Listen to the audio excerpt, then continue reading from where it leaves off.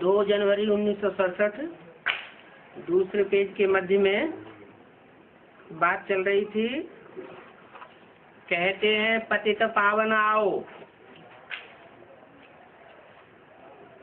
आओ, मन कभी आया था, इसलिए आया था। पतित पावन टाइटल लगा हुआ है। टाइटल साकार दुनिया में होता है या निराकार का होता है? साकार दुनिया में टाइटल लेते हैं। तो पतित पावन का जो टाइटल है वो निराकार आकर के साकार को देते हैं। साकार में प्रवेश करते हैं तब टाइटल मिलता है। और ऐसे नहीं आते हैं कि आओ, आया राम गया राम, और धर्म पिताएं जैसे आए और आकर के चले गए, ज्ञान की बातें सुनाई, भाषणबाजी की और ज्ञान सुनाकर अपना अपना चले गए, अपनी अपनी धारणाएं स्थापन करके चले गए। दुनिया का परिवर्तन नहीं हुआ, आत्माएं सब नीचे गिरती गई। खुद भी ऊपर से आए थे, नीचे गिरते गए और संगी साथियों को भी नीचे गिराते गए। और जो पहले की आत्माएं, देवात्माएं थी, वो भी उनके संग के रंग में नीचे गिरती गई। ऐसा सुप्रीम सोल नहीं करता है। उसका तो गायन है पतित पावन सीता। जरूर सीता और राम की व्यक्तित्व में प्रवेश करके वो पतितों को पावन बनाता है। सीता का नाम पहले क्यों लिया जाता है? राम का नाम बाद में क्यों लिया जाता है?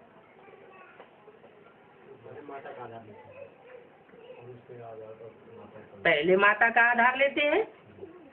पहले माता का आधार ज्ञान सुनाने के लिए लेते हैं या भक्ति का फाउंडेशन डालने के लिए लेते हैं?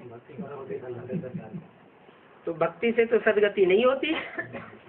भक्ति से तो होती है दुर्गति और ज्ञान से होती है सदगति।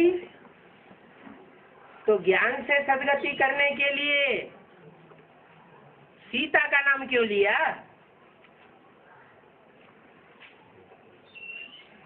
राम का नाम बाद में, सीता का नाम पहले। क्यों? माताओं को उठाते हैं इसलिए नहीं। राम के जिस मुकर्रर रथ में प्रवेश करते हैं, सीता का तन मुकर्रर नहीं। मुकर्रर किसका? राम का तन। वो पुरुष तन है। पुरुष तन सब दुर्योधन दुशासन। वो अपनी सदगति अपने आप नहीं कर सकते। उसके लिए उनको माता गुरु चाहिए। क्या? माता गुरु कैसे हो जाएगी? अरे बाप राम, माता सीता, तो राम की माता गुरु कैसे हो जाएगी सीता? है? ऐसे हो जाएगी जब मन बुद्धि से तन मन धन समय संपर्क संबंधी सब अर्पण कर दिए। किसको अर्पण कर दिए? निराकार राम बाप को ब्रह्मा द्वारा। किसके द्वारा? ब्रह्मा द्वारा।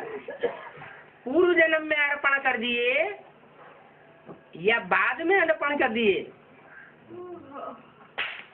पूर्व जन्म में तो पूरा ज्ञान ही नहीं खुला था, अर्पण करने की बात ही नहीं होती।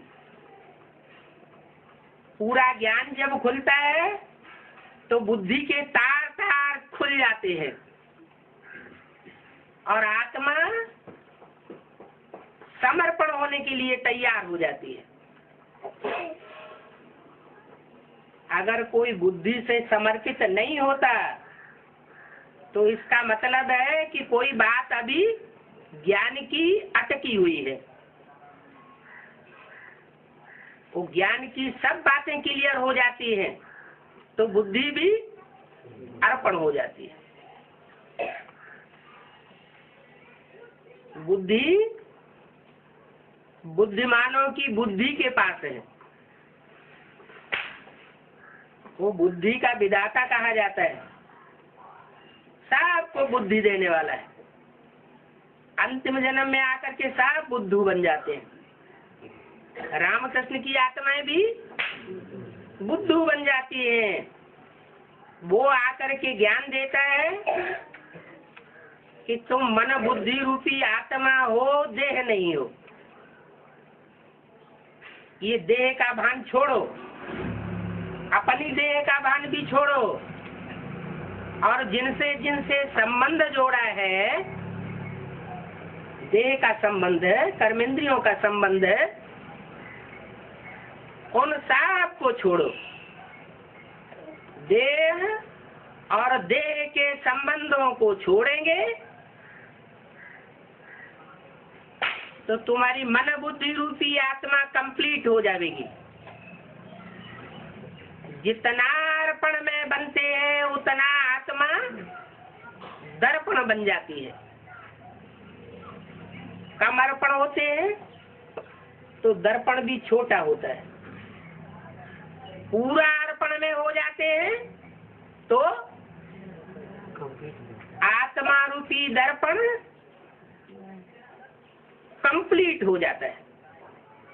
उसमें भी परसेंटेज है। कोई शीशा एकदम साफ होता है,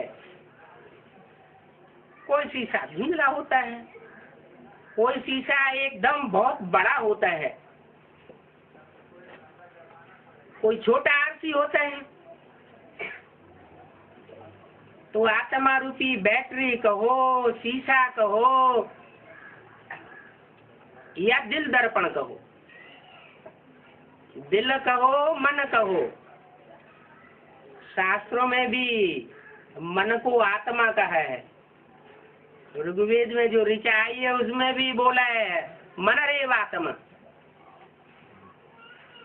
मन और बुद्धि, और उसमें अनेक जन्मों के और इस जन्म के भरे हुए संस्कार, इस तीनों शक्तियों के समुच्चय का नाम है आत्मा। तो आत्मा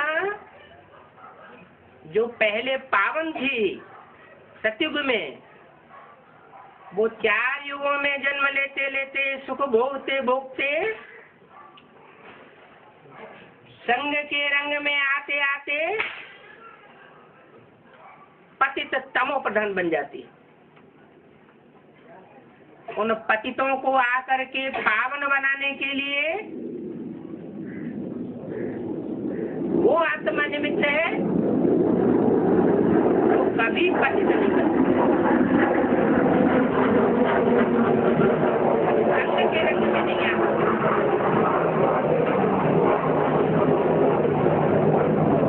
कोई का अटैचमेंट नहीं लगता। वो है पूरी आत्मा, सुप्रीम सोल। अब भोगता है,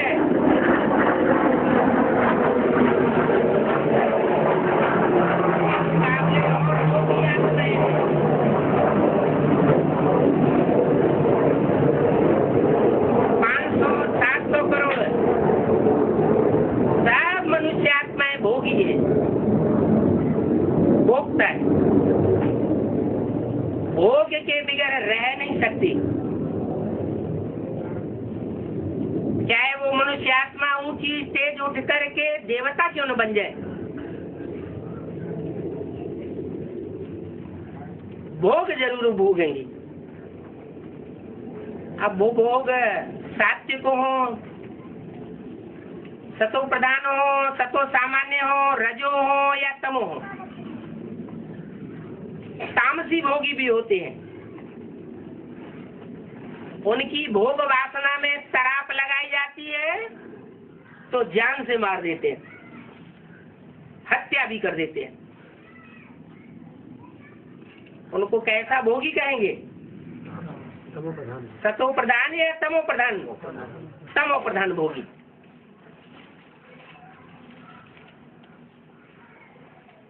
वो सुप्रीम सोल भोगी नहीं है, लेकिन भोगी में प्रवेश करता है।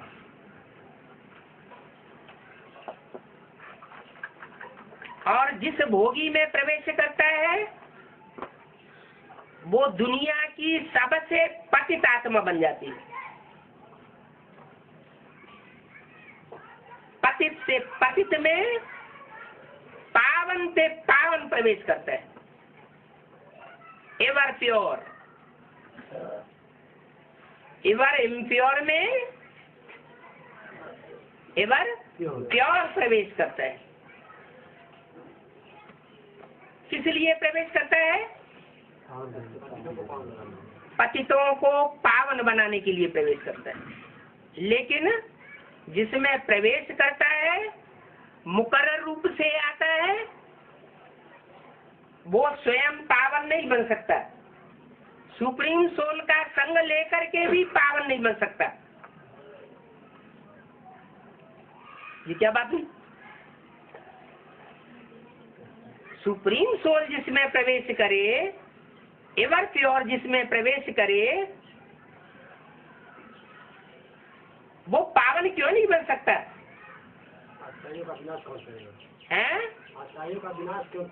नहीं, वो स्वयं पावन नहीं बन सकता।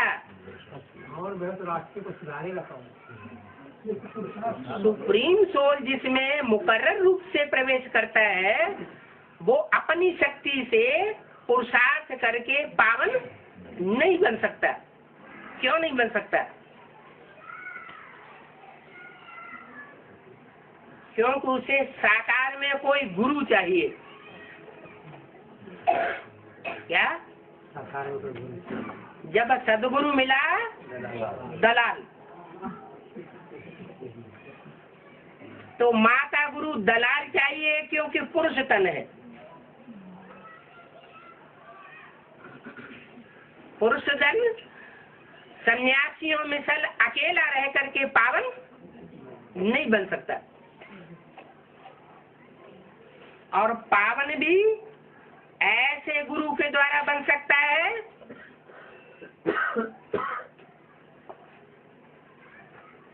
जिसमें अनेक जन्मों के प्योरिटी के संस्कार भरे हुए हो।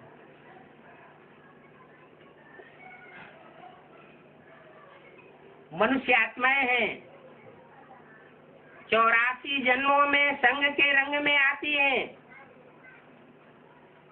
सब एक जैसी पतित नहीं बनती।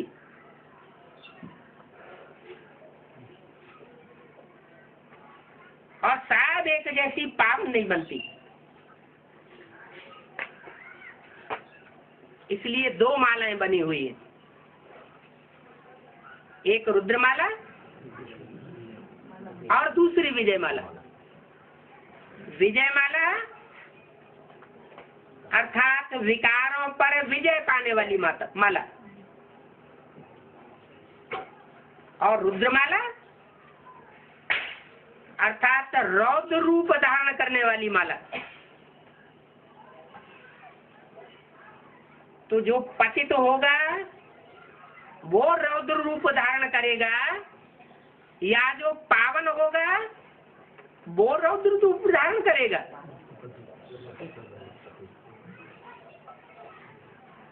पवित्रता से होती है स्थापना, और अपवित्रता से होता है विनाश।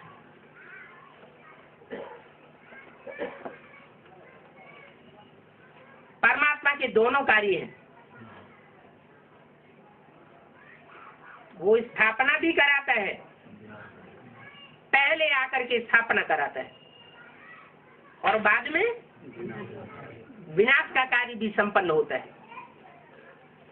ऐसे नहीं कि छोटे से छोटे स्तर में नई दुनिया का संगठन बन न पाए और पुरानी दुनिया का विनाश शुरू हो जाए। नहीं, स्थापना के साथ साथ विनाश भी होता है। यज्ञ के आदि में भी हुआ था। स्थापना के साथ साथ यज्ञ कुंड से विनाश ज्वाला भी प्रज्वलित हुई। विनाश ज्वाला प्रज्वलित हुई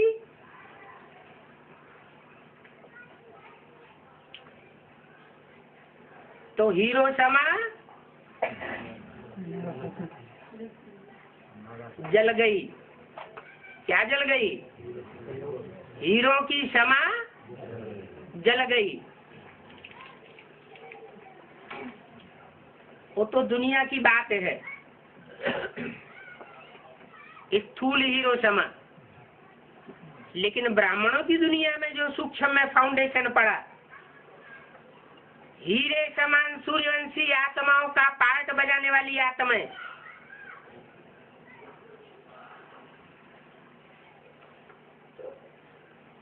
वो जल मरी।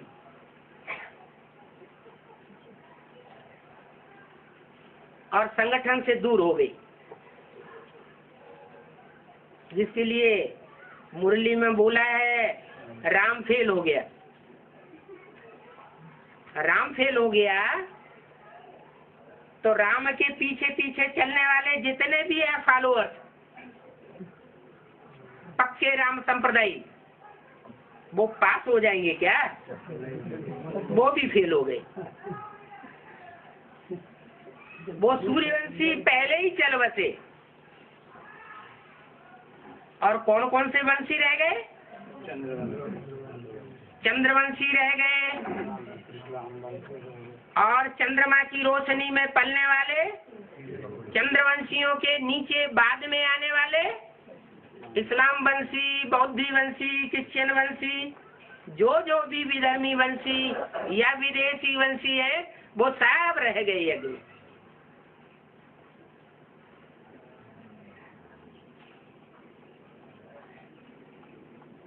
किसकी रहबरी में रह गए?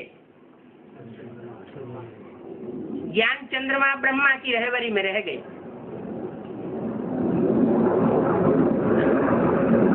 चंद्रमा कीड़े मकोड़ों को भी पोषण देता है और सूर्य कीड़े मकोड़ों को पोषण नहीं देता। क्या करता है? जला देता है।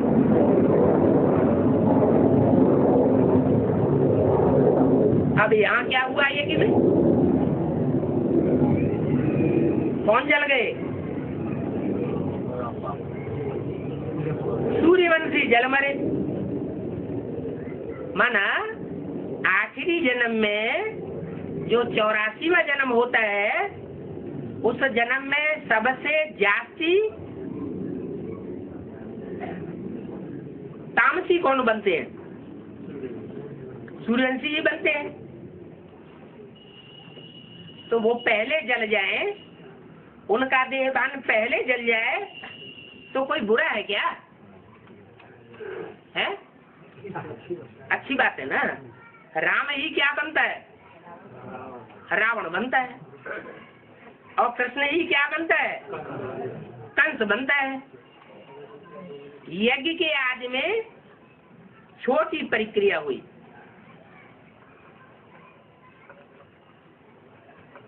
जैसे कराची में छोटा सा स्वर्ग का सैंपल बना।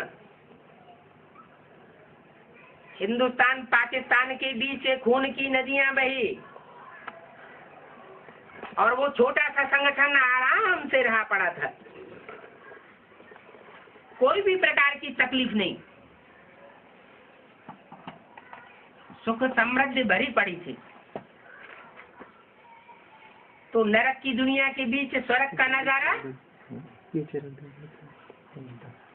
वहां सैंपल रूप में स्थापन हुआ, लेकिन वो छोटा रूप था। और अभी अंत में बड़ा रूप भी सामने आने वाला है। वहां अति नहीं कहेंगे। किस बात की है। अति नहीं, अति जब होती है तो अंत होता है तामसी पने का। तो यज्ञ के आदि में अति नहीं कहेंगे। किस बात की अति नहीं कहेंगे? तामसी पने की अति नहीं हुई थी। और अभी क्या होना है? अभी सारी दुनिया में जितना भी तामस भरा हुआ है, विराट रूप में जो तामस भरा हुआ है, उस सारे तामसपन का अंत होना है। नाम निशान भी नहीं बचेगा।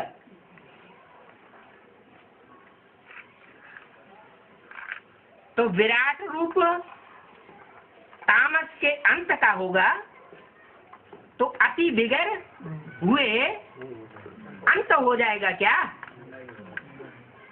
अति होगी और फिर अंत हो जाएगा। तो जो सूर्यवंशी आत्माएं है वो निमित्त बनी हुई है। किस बात के लिए? अति लाने के लिए, रौद्र रूप धारण करने के लिए, विकराल रूप धारण करने के लिए।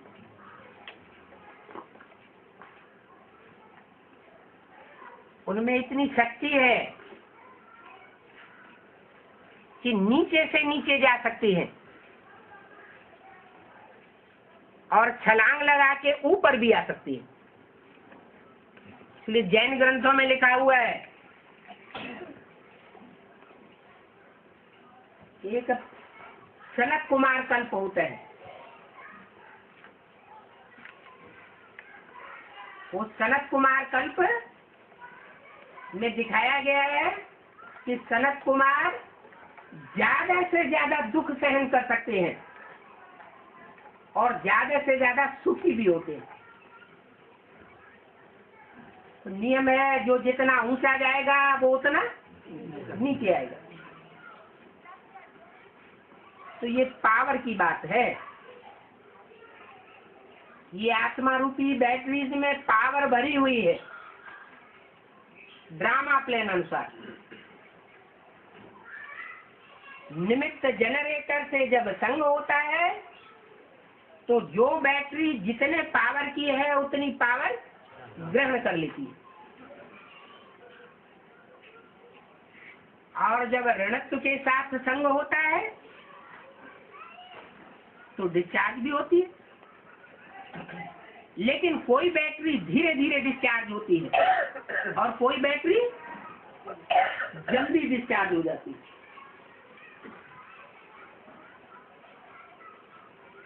कौन सी बैटरी ऐसी होती है जो जल्दी डिस्चार्ज हो जाती है? जिसमें डिस्टिल्ड वाटर कम होगा तो जल्दी डिस्चार्ज हो जाएगी, और जिसमें डिस्टिल्ड वाटर भरा पूरा होगा वो जल्दी डिस्चार्ज नहीं होती। तो यहाँ वाटर कौन सा है? ज्ञान का जल है। इस संगम युग में परमात्मा बाप हमको डिस्टिल्ड वाटर देते हैं, शुद्ध ज्ञान जल। क्या उसमें कोई भी मिक्सचरिटी होने की संभावना नहीं है? किसके द्वारा देते हैं? नहीं, राम के द्वारा तो बीज रूप में यज्ञ के आदि में दिया, साक्षात्कारों का क्लैरिफिकेशन मात्र दिया। बीज का भी खास असर होता है, इसलिए जिसका बीज होता है उसी का बच्चा कहा जाता है। लेकिन बच्चे के पोषण में जाति, मांस, मज्जा, दूध वगैरह किसका काम करता है? माँ का काम करता है। तो ब्रह्मा के तन में शिव ने प्रवेश होकर के जो वाणी चलाई, उसको शास्त्रों में शास्त्रकारों ने वेदवाणी कहा। क्या? वेदवाणी। विद विद माना जानकारी, जानना। असली ज्ञान बच्चों के सामने वहां से आता है। लौकिक में भी कहते हैं जो बच्चा माँ का दूध जास्ती पीता है वो जास्ती फला फूला परिपूर्ण हो जाता है। तो यहाँ ज्ञान चंद्रमा ब्रह्मा का ज्ञान दूध बच्चों के सामने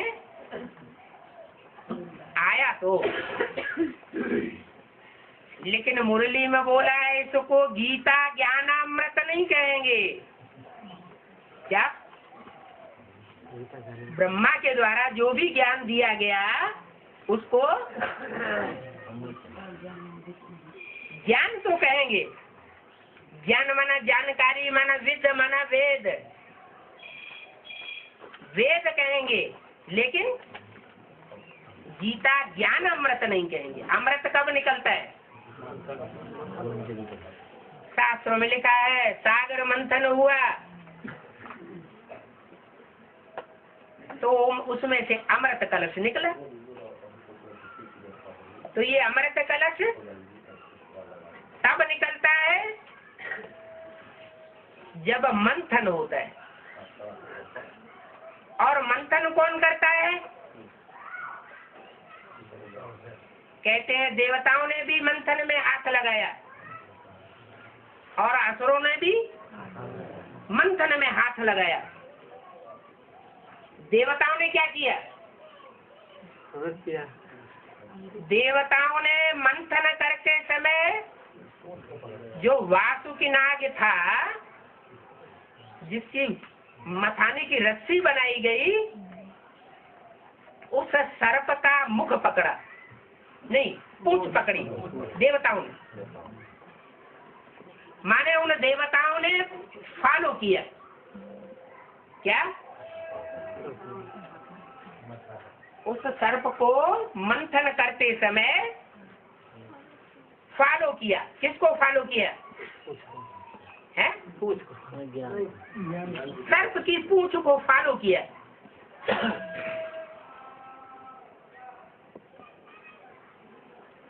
सामना नहीं किया। और असुरों ने क्या किया? असुरों ने मुख पकड़ा। तो जब सर्प की खींचातानी होगी तो मुख में से फुफकार के साथ क्या निकलेगा? विष निकलता है। तो उनके पल्ले विष पड़ा, क्योंकि उन्होंने मुकाबला किया, सामना किया। और देवताओं ने जो बोले सो निहाल। जैसे गुरुओं के सामने कहते हैं सत्य वचन महाराज, तो ये परंपरा शुरू कहाँ से होती है? सबसे बड़ा गुरु कौन? शिव बाबा भी जब इस सृष्टि पर आता है तो जो उसके असली बच्चे होते हैं वो हर बात में क्या बोलते हैं? सत्य वचन। अंदर से धारण करते हैं कि बाप ने जो कुछ बोला वो सब पत्थर की लकीर बोला, उसमें झूठा होने का कोई सवाल नहीं है। और जो दैत्य बुद्धि होते हैं वो अपनी अकल लगाते हैं, क्योंकि उस बुद्धि में देवभान भरा हुआ है। वो देवभान कहाँ से आता है? संगम युग में ये देवभान का फाउंडेशन लगने से दैत्य कैसे बन गए?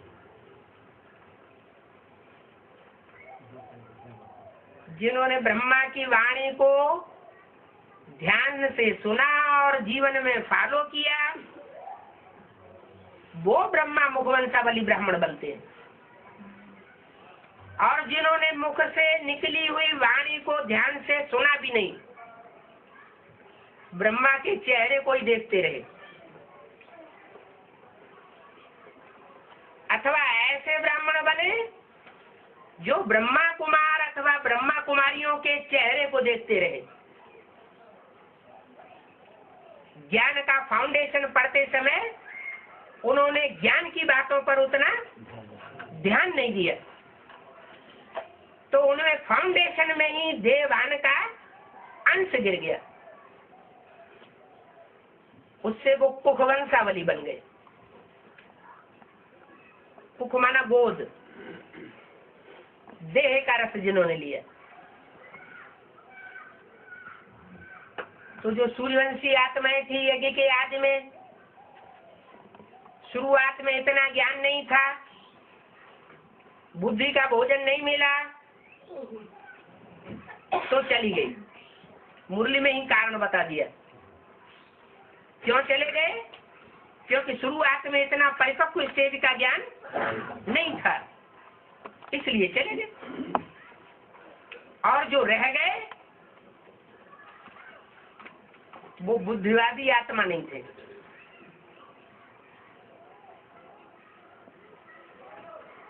बाप है बुद्धिमानों की बुद्धि, और डायरेक्ट जो जनरेशन पैदा करता है, बनाता है, सूर्यवंशी जनरेशन आज की, वो जनरेशन में शिफ्ट होती है। नर से नारायण और नारी से लक्ष्मी जैसे बनने वालों की शिफ्ट होती है कि वो ज्ञान के बहुत तीखे होते हैं, चाहे प्रजावर्ग की ही आत्मा क्यों न हो। प्रजावर्ग में भी नीचे से नीचे पद पाने वाली आत्माएं क्यों न हो, चांडाल का पद पाने वाली आत्माएं ही क्यों न हो, वो भी ज्ञानी तू आत्मा होगी।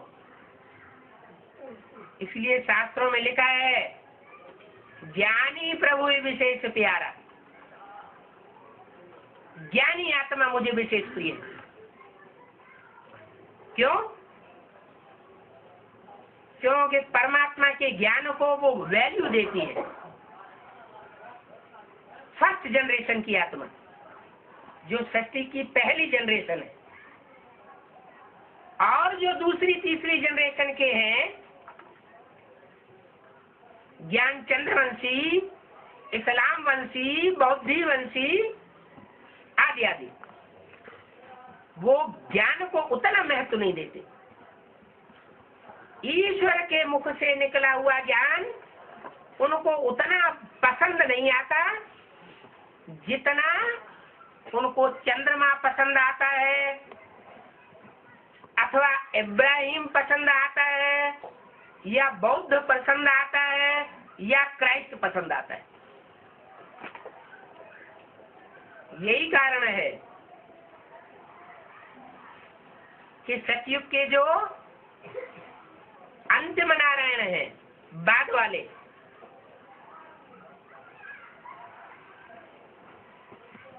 जो कृष्ण के बाद आते हैं, वो सब दूसरे धर्मों में कन्वर्ट हो जाते हैं। पहले नारायण में ऊंचे से ऊंचा धर्म पिता अल्लाह वल दीन प्रवेश करता है, अव्वल नंबर दीन स्थापन करने के लिए। अव्वल नंबर दीन कौन सा है? आदि सनातन देवता धर्म। वो स्थापना करने के लिए अव्वल नंबर धर्म पिता शिव प्रवेश करता है।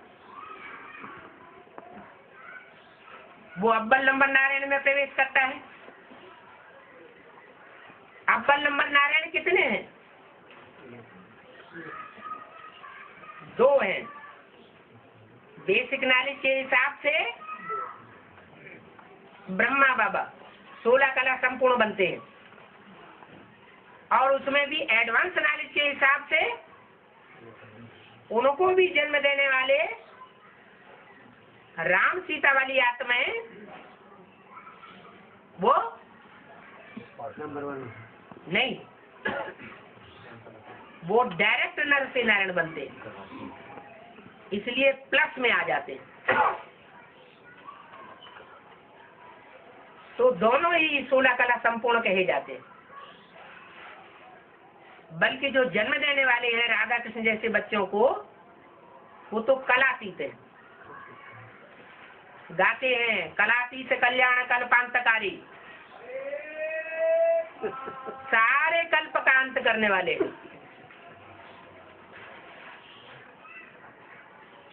कल्प की आदि करने वाले हैं। जो आदि में सो अंत में, वो आदि वाली आत्मा है। और उनके बाद जो उनसे बच्चे पैदा होते हैं, रचना माना रचयिता और उनकी रचना, ये दो बातें हो गई। रचयिता में स्वयं सुप्रीम सोल प्रत्यक्ष होता है संसार में, और जो रचना है वो सारा ही झाड़ रचना है। उस समूह के झाड़ में सभी धर्मों की आत्माएं समाई हुई। नाम दिया है ब्रह्मा, मुरली में बोला है ब्रह्मा एक नहीं होता। एक का नाम ब्रह्मा नहीं है, ब्रह्मा अनेकों के नाम है। कम से कम 5 ब्रह्म है। उनमें एक ब्रह्मा का मुख काट दिया जाता है। पंचमुखी ब्रह्मा में से एक का मुख काट दिया जाता है, तो मुख अलग कर दिया जाए और देह अलग कर दी जाए तो अच्छा काम होता है या बुरा काम होता है? हद में बुरा काम है और बेहद में है? बेहद में अच्छा काम है। जो सर है, मुंड है, वो मुख की यादगार, उसमें आत्मा निवास करती है। मन बुद्धि रूपी आत्मा और ज्ञान इंद्रियां वो अलग हो जाए और सारा ही देहवान अलग हो जाए, तो ब्रह्मा पंचमुखी ब्रह्मा में से एक ब्रह्मा खलास हुआ तो क्या बन जाता है? ब्रह्मा की आयु 100 वर्ष में खलास हो जाती है, माना ब्रह्मा 100 वर्ष की उम्र में समाप्त हो जाता है। ऐसा शास्त्रों में भी लिखा है, बाबा की मुरली में भी लिखा है। तो सन 36 में कौन सा ब्रह्मा था? है प्रजापिता ब्रह्मा। सबसे पहला था प्रजापिता ब्रह्मा, जो सन 36 में 7 साल का था।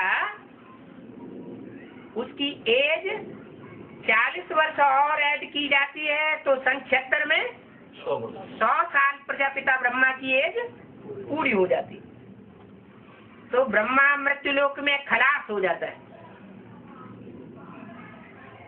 ब्रह्मा को मृत्युलोक की ओर दिखाया गया और विष्णु और शंकर को ऊपर की ओर दिखाया गया 3 पुरियों के चित्र में।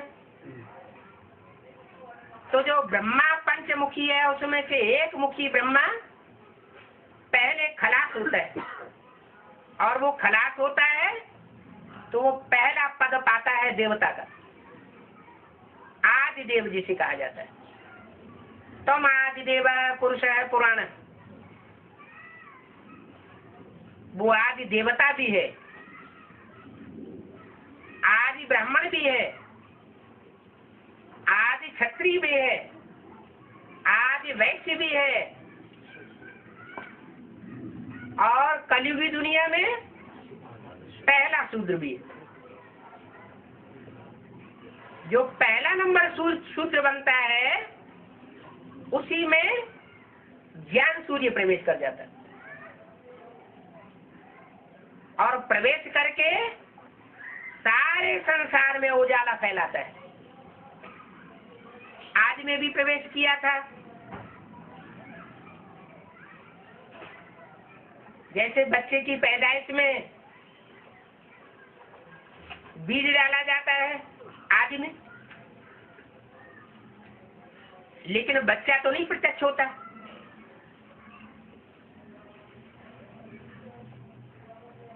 बच्चे की प्रत्यक्षता तब होती है जब जो बीज स्थूल पिंड बन जाता है 4-5 महीने का, निर्जीव पिंड होता है, उसमें ध्यान नहीं होती। उस निर्जीव पिंड में आत्मा प्रवेश करती है। तो टाइम कौन सा हुआ है? 76 में। 76 में वो आत्मा प्रवेश करती है और प्रत्यक्ष तब होती है जब तीनों देवताएं प्रत्यक्ष होने के पॉइंट पर आते हैं। ब्रह्मा की प्रत्यक्षता जो होनी थी वो 76 तक हो जाती। ब्राह्मणों की दुनिया में दूसरी मूर्ति की प्रत्यक्षता भी 30-33 साल में हो जाती, और विष्णु की मूर्ति की प्रत्यक्षता वो तब होती है जब ब्रह्मा 100 विष्णु बनता है।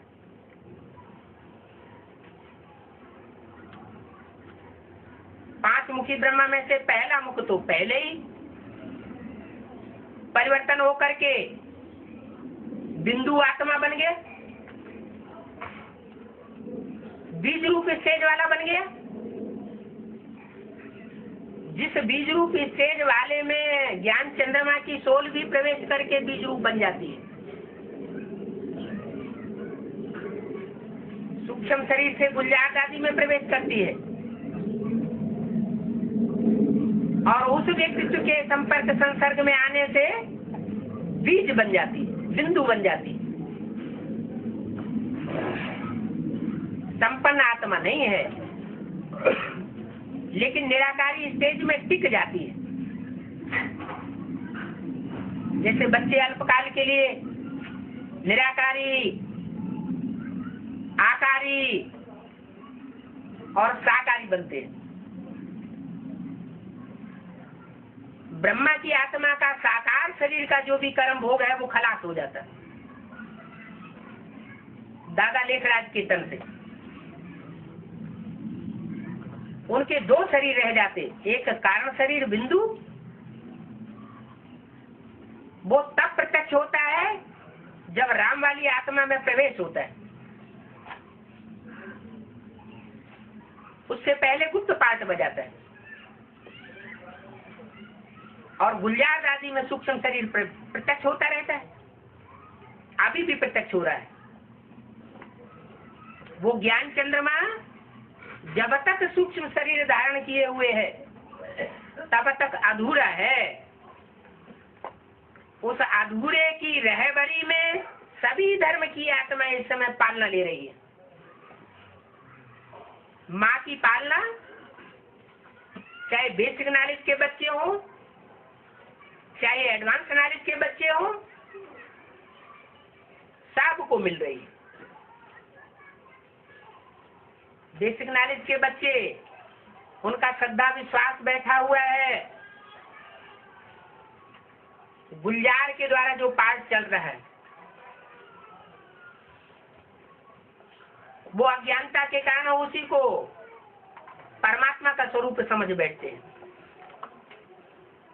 और जो एडवांस पार्टी के बच्चे हैं उनमें ज्ञान चंद्रमा की सोल भी काम करती है,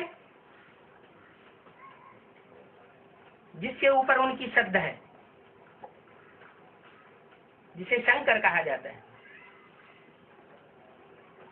3 अक्षर हैं, शं का र। संग मना शमन करोति, शांति पैदा कर देता है। उसकी याद में ही शांति भरी हुई है।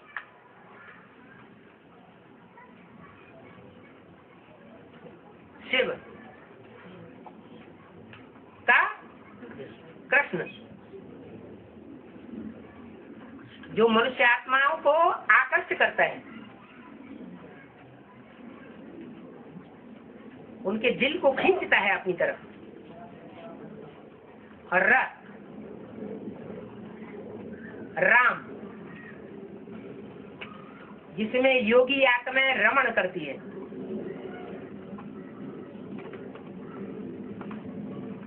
रमण करना माना खेलना, आनंद लेना। तो योगी आत्माएं उस स्वरूप की स्मृति में रह करके रमण करती है। ये तीन आत्माएं मिलकर के जो पार्ट बजाती है उसका नाम शंकर पड़ा। शंकर के मस्तक पर जो चंद्रमा है वो अधूरे पार्ट की यादगार है। जो तीसरा नेत्र है वो शिव की प्रवेशता की यादगार है। वो नेत्र पड़ा हुआ नहीं दिखाया जाता, सोया हुआ नेत्र नहीं है। कैसा है? खड़ा हुआ। नाम क्या देते हैं उसे? शिव नेत्र। शिव नेत्र कहने से ही साबित हो जाता है कि वो शिव की आत्मा है। तीन आंखें हो गई, त्रिनेत्री कहा जाता है। स्थूल नेत्रों की बात नहीं है। दायां नेत्र जो गुण देखता है, बायां नेत्र अवगुण भी देखता है। सिर्फ गुण नहीं देखता। जज का काम क्या होता है? पाप को ही देखता है कि पुण्य को भी देखता है? पाप और पुण्य दोनों को देखता है। तो राम वाली आत्मा सीधा नेत्र भी है, देखती तो उसे भी है, सीधे नेत्र से भी, लेकिन दुर्गुणों पर भी ध्यान रखती है। कोई को माया का पूरा अनुभव न हो, पूरी जानकारी न हो, तो वो विजयी बनेगा। माया रावण का भी परिचय जरूरी है, राम का भी परिचय जरूरी है। शिव बाप आते हैं तो दोनों का परिचय देते हैं। राम बाप का भी परिचय देते हैं और रावण का भी पूरा परिचय देते हैं। दोनों की जानकारी जरूरी है। तो दायां नेत्र ब्रह्मा और बायां नेत्र राम और बीच में शिव नेत्र। ये त्रिनेत्री मिलकर के सारा कार्य संपन्न करते हैं।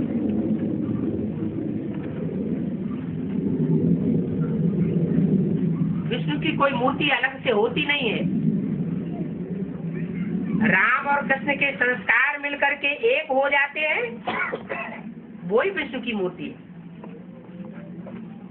जब राम कृष्ण के संस्कार मिलते हैं तो उनकी जो सहयोगी शक्तियां हैं उनके भी संस्कार मिलकर के एक हो जाते हैं। इस तरह चार भुजाधारी विष्णु की मूर्ति बनती है। चार भुजाओं में दो लेफ्टिस्ट और दो राइटिस्ट, और चार भुजाओं को कोई चलाने वाला भी होता है। चलाने वाला कौन होता है? पांच आत्माएं।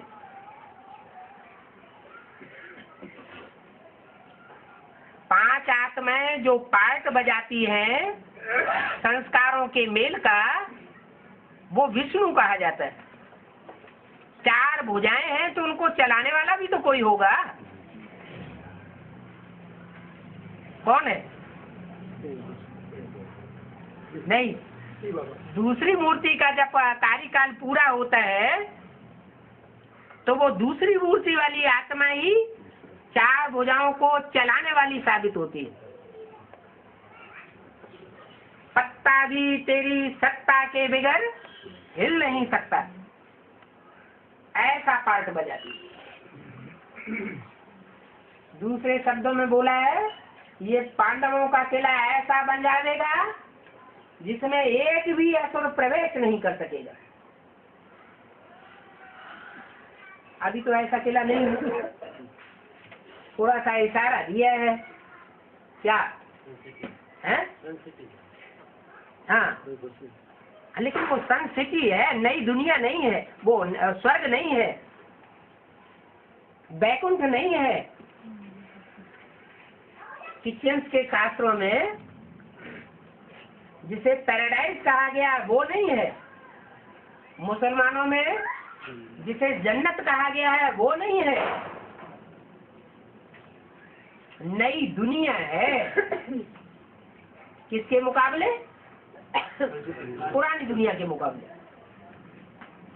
दुनिया और स्वर्ग, यूनिवर्स और स्वर्ग में अंतर है। यूनिवर्स माना सारा ही जगत, सारा ही जगत, विश्व। विश्व पिता में, विश्व महाराजन में और सतयुगी महाराजन में अंतर है। क्या अंतर है? सतयुगी महाराजन, उनकी कितनी प्रजा होगी? 9 लाख प्रजा होगी। और विश्व महाराजन की कितनी प्रजा होगी? 500-700 करोड़ जो भी मनुष्य मात्र हैं, सब उनकी प्रजा होगी। अगर सारी उनकी प्रजा न हो तो उनको विश्व महाराजन नहीं कहा जाएगा। सब धर्मों की आत्माएं उसे नहीं मानेंगी, हर धर्म की आत्मा में उसकी मान्यता है। क्रिश्चियंस उसे एडम के रूप में मान्यता देते हैं, सृष्टि का पहला पुरुष। इस्लामी लोग आदम के रूप में उसे मान्यता देते हैं। जैनी लोग आदिनाथ कहते हैं। उस सृष्टि के आदि पुरुष को सब मानते हैं। वो विश्व पिता भी है, विश्व महाराजन भी है। और वो विश्व महाराजन योग बल से विश्व महाराज, विश्व की महाराजाई प्राप्त करता है। कोई भी प्रकार का बाहुबल अगर उपयोग करे तो विश्व की महाराजाई उसे प्राप्त नहीं हो सकती। ये कायदा नहीं है कि सारे विश्व की बादशाही कोई प्राप्त कर ले बाहुबल से। दुनिया में बड़े बड़े हुए, हिटलर, नेपोलियन, मुसोलिनी, और उन्होंने बाहुबल से सारे विश्व को अपने कब्जे में करना चाहा, नहीं कर सके। बाहुबल माना देह का बल, देह का बल माना रावण का बल। रावण माना 10 शीश,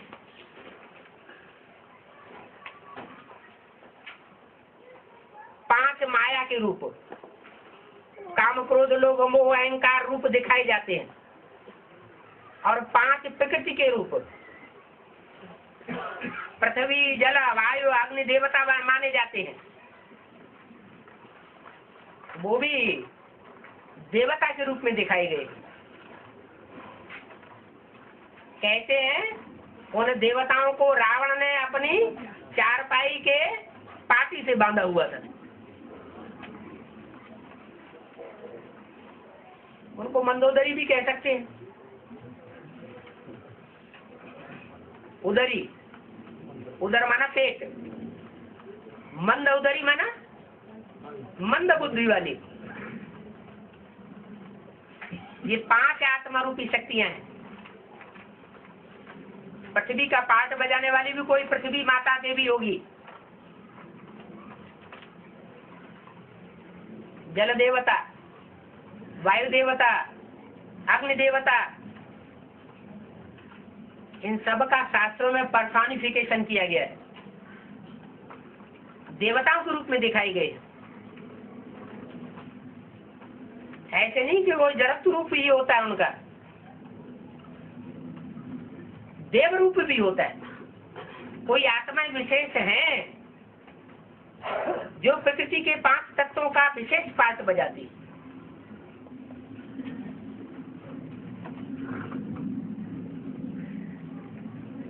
पृथ्वी है तो चंद्रमा भी है।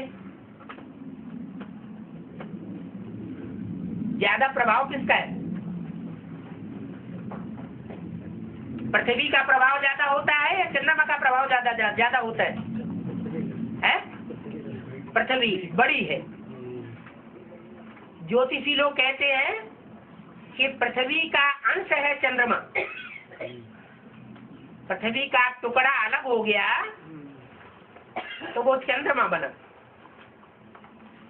उपग्रह, पृथ्वी ग्रह और चंद्रमा उपग्रह।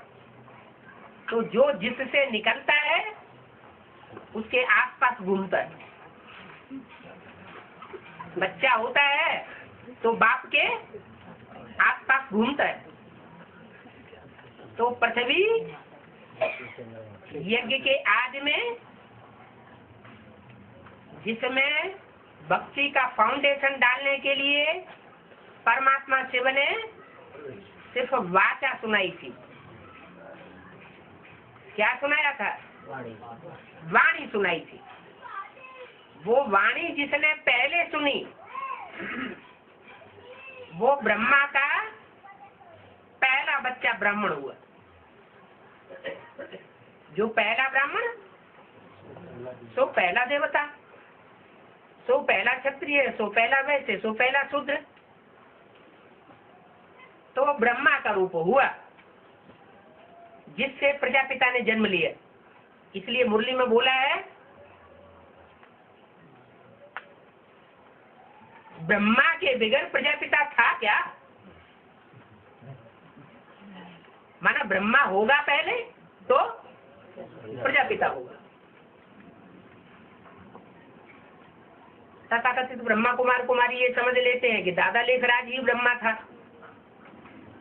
दादा लेखराज ब्रह्मा पहले आदि नहीं था, क्योंकि मुरलियों में बोला हुआ है ऐसे ऐसे बच्चे थे जो मम्मा बाबा को भी ड्रिल कराते थे, डायरेक्शन देते थे, टीचर बन करके बैठते थे, उनमें बाप प्रवेश करते थे, प्रवेश करके डायरेक्शन देते थे। आज वो बच्चे हैं नहीं।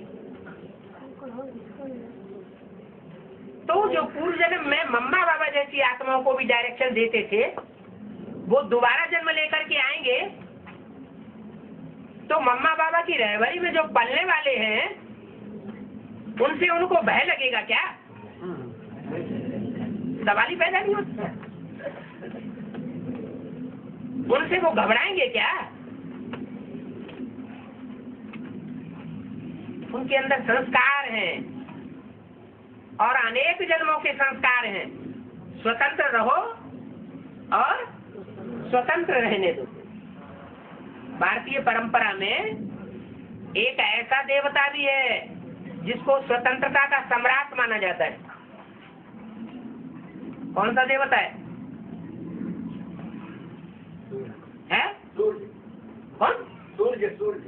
नहीं, शंकर जी। शंकर जी को स्वतंत्रता का सम्राट माना जाता है। स्वतंत्र रहो और स्वतंत्र रहने दो। अगर कोई स्वतंत्रता का सम्राट होगा तो कोई परतंत्रता का भी सम्राट होगा। वो कौन है? हाँ, कृष्ण वाली आत्मा।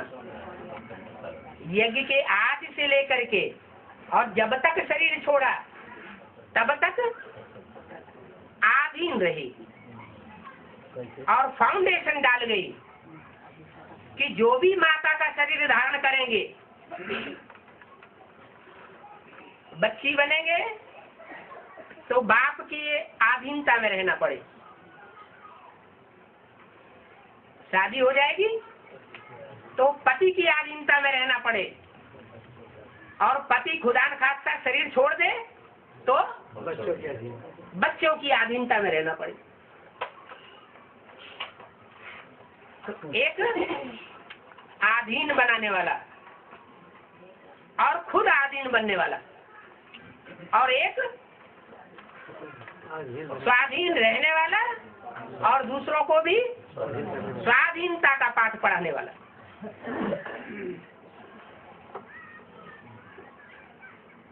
जो अधिकारी होता है वो कभी भी अधीन नहीं हो सकता। वो राम वाली आत्मा 63 जन्म में भी आखिरी जन्म को छोड़ करके, क्योंकि आखिरी जन्म में तो सभी को पतित बनना है, माया किसी को छोड़ती नहीं है।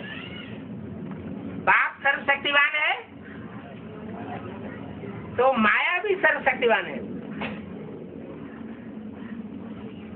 वो बाप की बड़ी बच्ची है क्या? जैसे बाप का बड़ा बच्चा होता है तो क्या कहा जाता है? बड़ा भाई बाप समान। तो बड़ी बहन क्या कही जाएगी?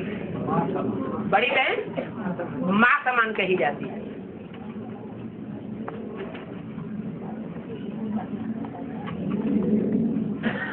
तो भले सन 66 तक यज्ञ के अंदर मातेश्वरी का टाइटल ओम राधे जगदम्बा का रहा, लेकिन उनके शरीर छोड़ने के बाद जितने भी विधर्मी थे उन सब विधर्मियों ने जगदम्बा का टाइटल किसको दे दिया? उनकी नजर में जगदम्बा कौन हुई? कुमार का दादी। इसलिए कहते हैं कि बच्चा जब नाराज होता है तो माँ बाप से रूठ करके मौसी के घर में चला जाता है। बाप भी कहते हैं माया मौसी। माँ चली गई तो मौसी का अधीनता में आ गई। अभी राम बाप कहते हैं ये माया मौसी की अधीनता छोड़ो, ये खुद भी अधीन रहने के स्वभाव संस्कार वाली है और सबको अधीन बनाने वाली है।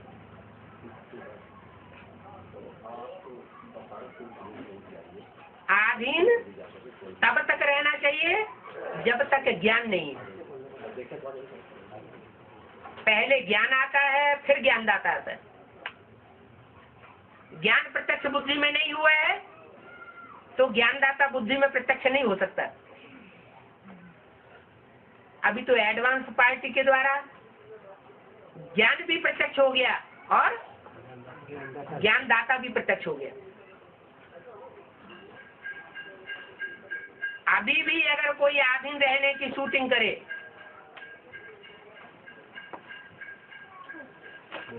तो फिर क्या कहा जाएगा? स्वदेशी है कि विदेशी? स्वधर्मी है या विधर्मी?